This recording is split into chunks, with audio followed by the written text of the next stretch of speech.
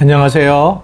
6월 22일 짱목과 말씀수다 시간입니다. 이제 어느 정도 시간이 지나서 이제 많이 익숙해졌긴 했지만 그래도 늘 녹화할 때마다 하나님 앞에 잘 될 수 있게 기도하고 시작을 하고 있습니다. 오늘 우리에게 주시는 하나님의 말씀은 누가복음 22장 63절부터 71절의 말씀인데요. 하나님 말씀을 다 같이 읽도록 하겠습니다. 시작. 지키는 사람들이 예수를 희롱하고 때리며 그의 눈을 가리우고 물어가로되 선지자 노릇하라 너를 친자가 누구냐 하고 이외에도 많은 말로 욕하더라.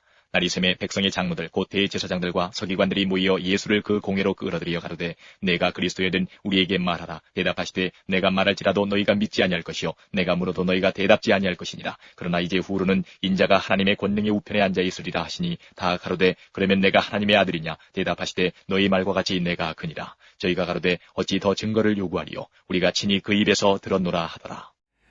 오늘 말씀은 너무 유명한 말씀이고 또 가슴이 아픈 그런 내용의 말씀이잖아요.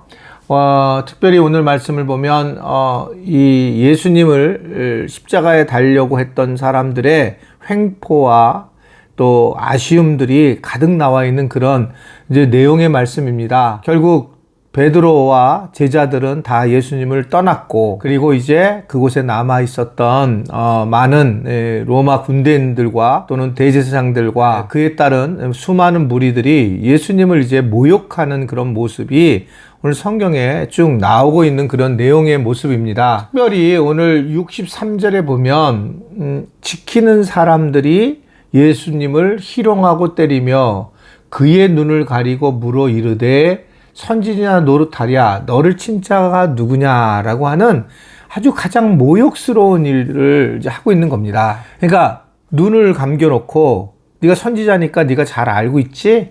너 안 봐도 알지? 하고 툭 때려놓고 그래놓고 이제 누가 때렸지? 하면서 가장 극악무도하게 희롱을 하는 그런 내용의 모습이라고 볼 수가 있어요. 정말 세상에 이럴 수가 있을까? 그냥 어느 정도 희롱할 수가 있는데 이 상상할 수 없는 희롱을 하고 있고 그 예수님을 가장 마음 아프게 하고 비참하게 만드는 이제 그 일들을 하고 있는 걸 볼 수 있습니다. 게다가 저도 이번에 처음 봤는데 65절에 보면 이 외에도 많은 말로 욕하더라 라는 겁니다. 많은 말로 욕을 한다는 거예요. 아니 무슨 욕먹은 일을 겪었으면 욕을 해도 그걸 받아들일 수 있는데 예수님이 사실은 구체적으로 이들에게 무슨 문제가 된 일을 한 적은 없잖아요. 실제로 병든 자를 고치고 어렵고 힘든 사람들에 살아갔는데 그 예수님에 대해서 이렇게 공격적으로 나오고 그 많은 말로 그를 굉장히 아프게 하고 어렵게 하고 있다라고 하는 것을 오늘 우리에게 전해주고 있잖아요. 참 어떻게 이럴 수 있을까라는 겁니다. 자, 궁금한 거는 관점을 여러 개로 볼 수 있는데 제자들의 관점 또는 제사장들의 관점, 그리고 또 예수님의 관점, 더 나아가서 이제 또 희롱하고 조롱하는 사람들의 심리적 상태, 관점, 이거를 바라볼 수 있는데 이 조롱하는 사람이 왜 이렇게 심하게 조롱할까라는 거예요. 정말 그렇게 행동을 취하고 구체적으로 예수님이 한 모습도 아닌데 왜 예수님에게 이렇게 아주 많은 말로 그럴까? 정말 이해가 안 되는 거잖아요. 근데 왜 이렇게 됐을까요? 사실은 많은 사람들이 생각이 잘못되면서 결국은 이렇게 극악무도화로 변하는 것들을 보게 됩니다. 생각이 잘못돼서. 어떻든 저는 이제 목회자로서 목회를 하면서 느끼는 거는 물론 제가 잘못된 데도 분명히 있어요. 그런데 어떨 때 보게 되면 저에 대해서 예를 들면 상상할 수 없는 그런 어떤 모욕감을 주는 분들이 계세요. 상상할 수 없는. 제가 그렇게 한 적이 없는데 그런 경험을 하면서 제가 사실은 그때 어려움을 이겨낼 때 이 본문 말씀을 늘 생각을 했어요. 이런 작은 경험을 하나님 나에게도 하기를 원하시고 그것이 나를 십자가를 지게 하는 일이구나 라는 것들을 개인적으로 자기 십자가를 지게 하는 그런 생각을 저도 하게 되었습니다. 그러면서 예수님을 좀 더 이해하고 정말 어려웠는데 맨 처음에는 이해가 안 됐어요. 왜 이렇게 지독할 정도로 예수님 앞에 상처를 주고 아파하게 했을까? 이게 인간의 본연의 모습이고 생각이 잘못되고 자기가 뭔가 바른 생각을 하게 된다라고 하면 이렇게 사람은 극악무도할 수 있다라고 하는 것을 볼 수가 있습니다. 뭐 그런 얘기를 하는 거잖아요. 교회를 개혁하겠다. 그런 마음과 생각을 갖게 되면 사실은 모든 게 다 안 보이는 거예요. 이 생각이라는 게 얼마나 중요한가라고 하는 것을 생각할 수 있죠. 바울은 이제 그 로마서의 글 편지를 쓰면서 1장부터 7장까지 교리에 대한 이야기를 쭉 해요. 그래서 정말 은혜의 복음이 어떤 건지, 그리고 우리가 원래 죄를 진 게 얼마나 우리에게 구체적인 죄가 어떻게 생긴 건지, 그러면서 판단하는 것 또는 우리가 이미 죄를 지었다는 것, 이런 얘기를 쭉 하다가 8장에 넘어와서 이제 중요한 얘기를 하는데, 결국 생명의 성령의 법이 우리를 해방시키는 게 매우 중요하다는 거예요. 그럼 뭘 도대체 해방을 시키는 거냐? 굉장히 제가 좋아하는 구절인데 아마 신방에 갔을 때 많이 쓰였던 구절일 거라고 생각이 드는데, 이제 로마서 8장 그 5절 이하 8절의 내용의 말씀을 보게 되면, 그 말씀을 보게 되면 육신의 생각과 영의 생각을 나눠요. 즉 육신의 생각과 영의 생각을 하게 되는데, 육신의 생각은 사망이면서 그러면서 하나님도 어찌할 수 없다. 근데 영의 생각은 생명과 평안이다. 그러면서 생각이 얼마나 중요한지를 얘기를 합니다. 정말 생각이 중요한 거예요. 어떤 생각을 가지고 살아가느냐는 그 생각 때문에 예수님을 십자가에 못 박히게 할 수도 있다라고 하는 것들을 우리에게 전해주고 있거든요. 오늘 우리가 예수님을 잘 믿고 살아가는 것도 중요하지만, 예수님을 믿고 나서 어떤 생각을 하고 살아가느냐, 이게 육신의 생각을 하고 사느냐, 영의 생각을 하고 살아가느냐. 근데 그럼 영의 생각이라는 건 뭐냐? 맨날 영적인 생각을 하라는 거냐? 근데 그 바울은 뭐라고 하냐면 생명과 평안을 준다는 거예요. 생명과 평안은 사랑과 더불어서 나타나는 거예요. 즉 나 혼자 생명이 있는 거, 이것은 물론 우리가 구원받은 자로 있어야 될 얘기지만, 생명과 평안이라는 것은 더불어서 이루어지는 것이고, 그랬을 때에 우리가 그 사람과의 관계 속에서 생명을 전하는 자로 세워지는 것은 매우 중요한 하나님께서 우리에게 주시는 어떤 일이라고 그렇게 생각할 수 있는 거예요. 예수님이 너무 심하게 당합니다. 그리고 예수님에게 이제 두 번째 챕터로 넘어가서 어떤 얘기를 하냐면 그런 말을 하죠. 네가 물어봐줘. 네가 그리스도냐라고 하면서 대제사장들과 백성의 장로들이 공회로 끌어들여서 예수님에게 물어보는데, 예수님이 대답을 뭐라고 그러십니까? 너무 예수님이 다 알고 있는 거예요. 내가 말할지라도 너희가 믿지 아니할 것이요, 내가 물어도 너희가 대답하지 아니할 것이라. 이미 정했다는 거예요. 생각을 정해버렸어요. 생각을 정하면 안 물어보고 대답도 안 하는 거예요. 좀 무섭습니다. 이게 생각을 딱 정해버리면 이게 문제구나라고 정리해버리면 요만큼도 바늘구멍이나 틈이 없어요. 그러니까 생각을 이렇게 답답하고 꽉 막힌 생각을 하는 사람들은 결국 문제를 일으키는, 결국 예수님을 십자가에 못 박는 상황으로 가게 되는 걸 볼 수가 있습니다.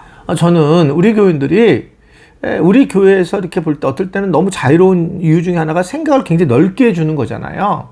그런 것들을 삶에서 잘 기쁘게 받아들였으면 좋겠고, 또 자기도 그런 삶을 살아가는 것이 매우 중요하다라고 생각이 드는 겁니다. 참 그게 이 예수님이 그냥 그러면서 니네 대답도 안 할 거고 내 얘기도 듣지 않을 거야, 그렇게 얘기를 하고 있는 걸 모습을 보면서 우리의 어떤 본래의 모습들을 정확하게 이해하고 계시는 것을 알 수가 있습니다. 자, 그러자 예수님이 그러면서 뭐라고 했냐면, 이들이 이제 하나 더 나가는 거죠. 대답을 안 하니까.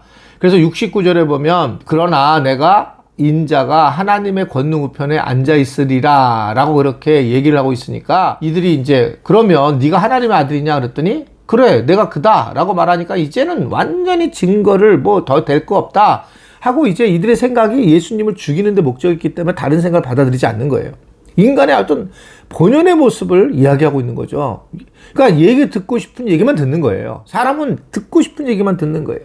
이게 인간의 가장 추악한 사악한 모습이라고 보여집니다. 제가 설교를 쭉 하고 주보 광고를 내고 이러잖아요. 참 흥미로운 거는 광고와 주보를 낸 것이나 설교를 한 것을 사람들이 안 들으세요. 정말 안 듣는 거예요. 그 주보에 되게 중요한 광고를 했는데 그 다음 보면 엉뚱한 얘기를 하시고 또 설교를 얘기해도 설교도 자기 방식으로 그냥 듣고 싶은 것만 듣고 그런 경우도 굉장히 많이 봤거든요. 그러니까 듣고 싶은 얘기만 딱 들어버리니까 문제가 되는 거잖아요. 어떻든 저희가 이 세상을 살아가면서 수많은 정보를 경험하게 될 텐데 그럴 때 제일 조심해야 될 부분이 팩트 확인하는 건데 팩트 확인이 안 되면 이렇게 예수님처럼 다른 사람을 죽일 수가 있는 거예요. 저는 이렇게 막 카톡으로 돌아다니는 영상들 절대로 딴 분들한테 보내지 않았으면 좋겠다는 마음이 너무 많습니다. 특별히 연세 드신 분들이 이 카톡을 이렇게 떠서 다른 데다 옮기는 것은 아주 위험한 일입니다. 왜냐하면 이건 내가 지금 팩트 확인은 안 된 거잖아요. 근데 이게 만약에 옮겨서 이것이 그렇더라 만약에 되면 나는 정말 중간에서 이런 지금 대제사장들 같은 역할을 하는 거예요. 이 중간에.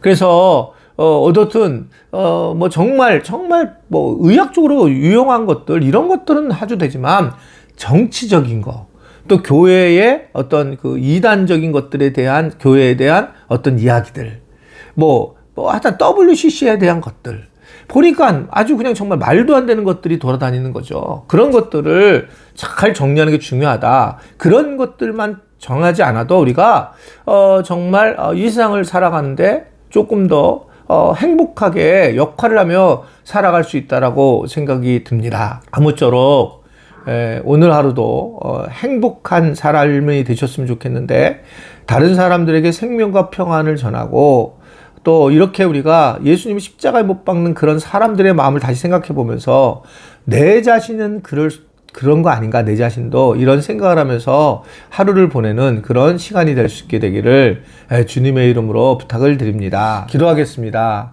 하나님 아버지, 우리가 예수님의 십자가의 사건을 보면서 정말 슬프고 아픈데 어느 날 그것이 문득 나라고 하는 사실을 깨닫게 됩니다. 내가 내 이야기만 생각하고 내 마음에 듣는 말만 들으려고 하고 그리고 아주 추악한 모습으로 예수님을 더 공격하는 모습이 바로 내 자신의 모습인 것을 알고 죄로 고백합니다. 주님, 저에게도 지혜를 주시고 또 평강을 주셔서 하나님 특별히 저도 십자가에 다른 사람을 못 박지 않도록 마음을 지켜주시고 보호하여 주시고 인도하여 주시기를 원합니다. 월요일 일주일을 다시 시작합니다. 여러 변수들이 있을 텐데 지켜주시고 보호하여 주옵소서. 예수님의 이름으로 기도드리옵나이다. 아멘.